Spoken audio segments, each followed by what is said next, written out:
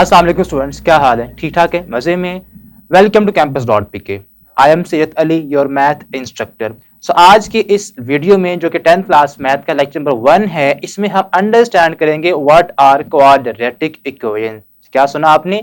Quadratic equations क्या होती हैं, ठीक है। इसमें हम इसके बारे में पढ़ेंगे, इसको डिफाइन करेंगे कि होती क्या है और उसकी टाइप्स कौन कौन सी हैं और हम किस तरह से इनको सॉल्व कर सकते हैं। तो चलिए स्टार्ट करते हैं। तो जी स्टूडेंट, सबसे पहले हम बात करेंगे कि व्हाट आर क्वाड्रेटिक इक्वेशंस। अगर आप सिंपल वर्ड इक्वेशन की बात करें, जैसे कि हमने यहाँ पे मेंशन किया है व्हाट आर इक्वेशंस, के पहले हम अंडरस्टैंड करेंगे कि इक्वेशंस क्या होती हैं, ठीक है। अगर आपके पास कोई एक पोलिनोमियल एक्सप्रेशन हो, ठीक है, वो क्या होता है? लाइक हमारे पास एक यहाँ पे हम लिखते हैं ax प्लस 1, या आप कह लें यहाँ पे सिंपल x प्लस 1 हमारे पास एक पोलिनोमियल एक्सप्रेशन है। पोलिनोमियल क्यों है? बिकॉज इसके अंदर वेरिएबल इन्वॉल्व है। अगर आपके पास कोई अल्फाबेट इन्वॉल्व हो, उसको हम क्या बोलते हैं? उसको हम वेरिएबल बोलते हैं, ठीक है। तो यहाँ पे x हमारे पास वेरिएबल है, उसमें एक 1 जो कि आपका कांस्टेंट टर्म है वो ऐड हो रहा है। अब ये सिंपल अगर इस अकेले की बात करें, ठीक है, तो ये हमारे पास एक एक्सप्रेशन है, ठीक है।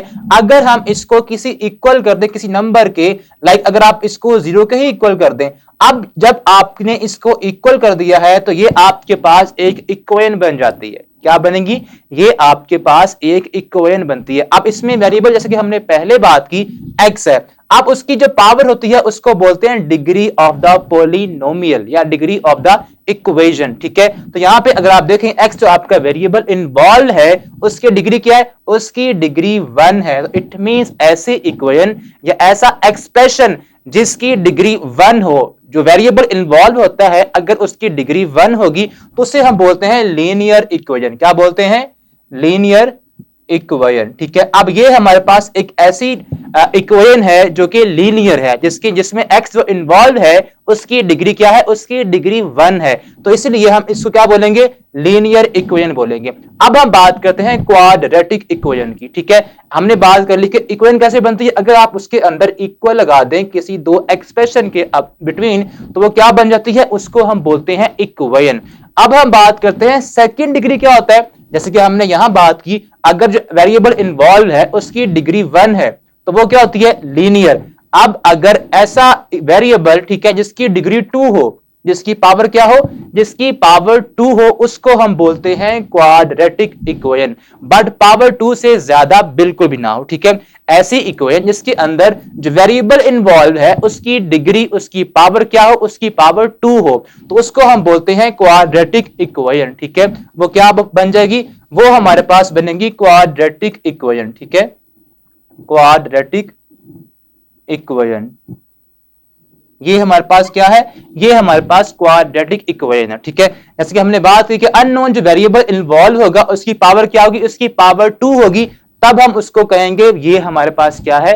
क्वाड्रेटिक इक्वेशन है। तो ये आपकी तीन जो मेजर आपकी थिंग्स हैं इसकी डेफिनेशन के अंदर, वो हमने तीनों ब्रीफली डिस्कस कर ली कि इक्वेशन कब बनती है और सेकंड डिग्री के मीनिंग क्या है, और उसके बाद अननोन जो वेरिएबल इन्वॉल्व है उसकी पावर क्या हो? उसकी पावर अगर 2 हो, तब हम कहते हैं कि ये क्या है? ये हमारे पास एक इक्वेशन है विच इज क्वाड्रेटिक, ठीक है। तो क्वाड की वैसे मीनिंग होते हैं 2, क्वाड मींस 2, रेटिक मींस ये आपका कह लें कि ऐसी डिग्री, ऐसी पोलिनोमियल जिसके अंदर वेरिएबल की डिग्री क्या हो? 2 हो, तो ये आपके पास क्या बनती है? क्वाड्रेटिक इक्वेशन बन जाती है, ठीक है। अब हम बात करते हैं कि standard form of quadratic equation क्या होती है।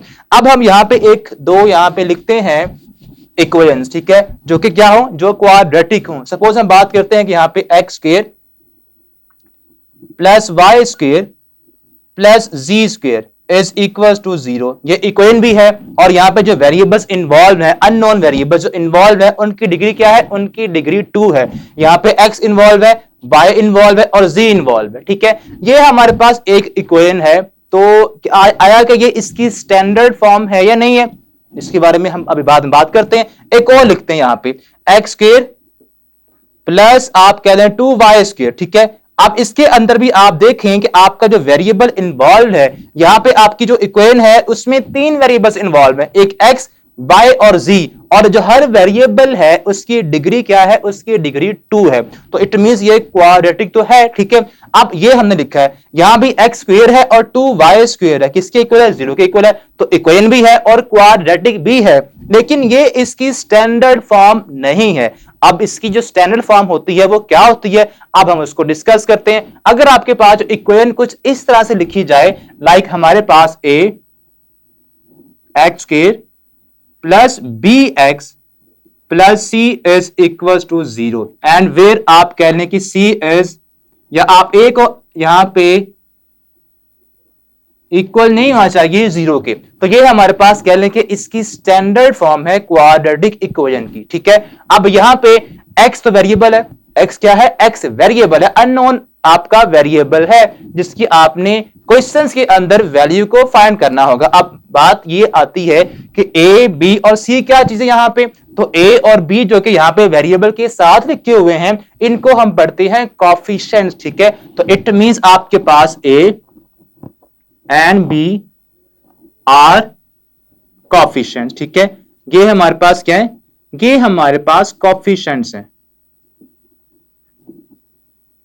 सो ए बी और सी हमारे पास क्या है, कोएफिशिएंट्स, जो कि आपके वेरिएबल के साथ लिखे होते हैं, ठीक है। अब यहां पे इसके साथ वेरिएबल नहीं है, तो ऐसा नंबर या ऐसा कांस्टेंट, ठीक है, ऐसा अल्फाबेट कह लें या कोई नंबर कह लें जिसके साथ वेरिएबल ना हो और वो इक्वेशन में हो, तो उसको हम पढ़ते हैं कांस्टेंट नंबर। और कांस्टेंट क्या होता है, कांस्टेंट कभी भी अपनी वैल्यू चेंज नहीं करता। कांस्टेंट मीन जिसका एक ही वैल्यू होती है, जिसका एक ही आप कह लें फेस होता है, वो बार बार अपनी वैल्यू को चेंज नहीं करता, ठीक है। तो ये हमारे पास सी जो यहाँ पे है इसको हम पढ़ेंगे, सी हमारे पास यहाँ पे कांस्टेंट है। सो सी इज कांस्टेंट टर्म, ठीक है। सी हमारे पास क्या है, सी हमारे पास कांस्टेंट टर्म है, कांस्टेंट है, ठीक है।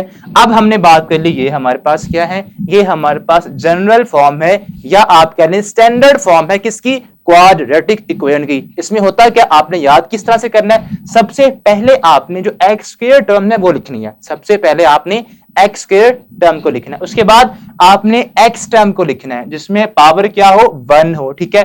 और देन थर्ड प्लेस पे आपने कांस्टेंट टर्म लिखनी है और ये इक्वल हो किसके, इक्वल हो ये 0 के, तब जाके ये बनेगी standard form of quadratic equation, ठीक है। तो ये हमारे पास इसको हमने डिस्कस कर लिया कि इसकी स्टैंडर्ड फॉर्म क्या होती है। अब यहाँ पे एक दो केसेस हैं, अगर हमारे पास यहाँ पे a 0 हो जाए, हमने बात की ना कि a और b यहाँ पे क्या है, कोएफिशिएंट्स है और ये होते क्या है, दे आर रियल नंबर्स, ठीक है, दे आर रियल नंबर्स। अब यहाँ पे a और b अगर 0 हो जाए, अगर a और b 0 हो जाए, हम पहले केस 1 की बात करते हैं कि आपका जो केस 1 है उसके अंदर अगर इफ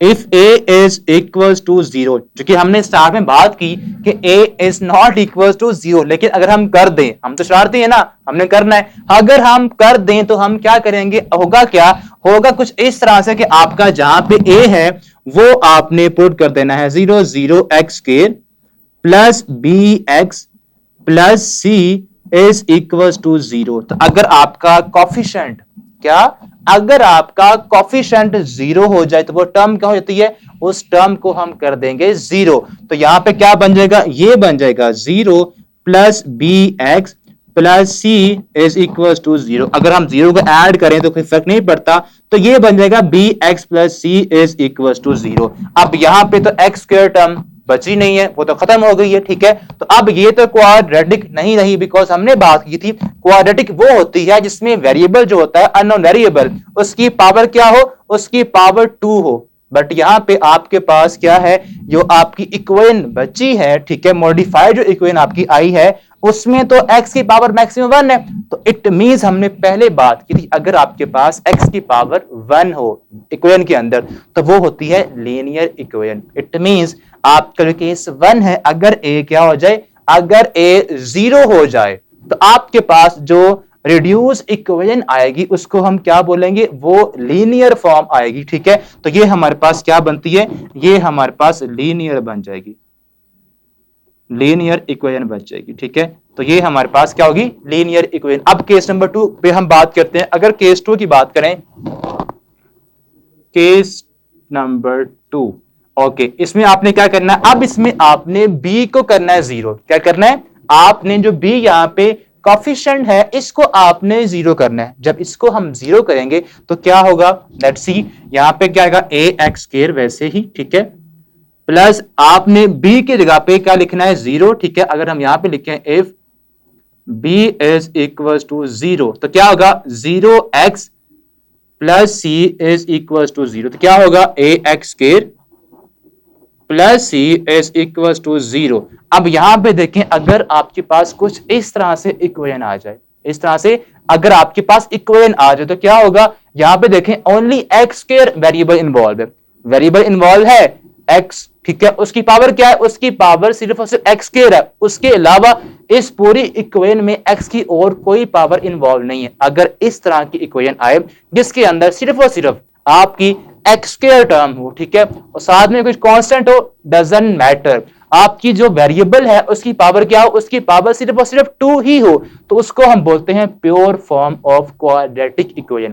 क्या होती है वो, उसको हम पढ़ेंगे pure quadratic equation, pure quadratic equation. ये हमारे पास क्या होगी, एक प्योर क्वाड्रेटिक इक्वेशन होगी, ठीक है स्टूडेंट्स। अब हमने बात कर ली कि क्वाड्रेटिक इक्वेशन क्या होती है, उसकी डेफिनेशन, ठीक है, अब उसकी टाइप्स, उसकी स्टैंडर्ड फॉर्म, ठीक है, ये हमारे पास थी क्वाड्रेटिक इक्वेशन। अब हम 2-3 एग्जांपल्स लिखते हैं ताकि आपको मजीद अंडरस्टैंडिंग हो जाए कि हम किस तरह से वेरीफाई कर सकते हैं कि क्या आया कि ये हमारे पास क्वाड्रेटिक इक्वेशन है या नहीं है, ठीक है, ताकि आपको उसकी विजुअल अंडरस्टैंडिंग हो जाए। सो अब हम यहाँ पे कुछ एग्जाम्पल लिख लेते हैं। सपोज हम करते हैं यहां पे कि आपके पास इक्वेशन है लाइक, ये हम लिख रहे हैं एग्जांपल्स, ठीक है।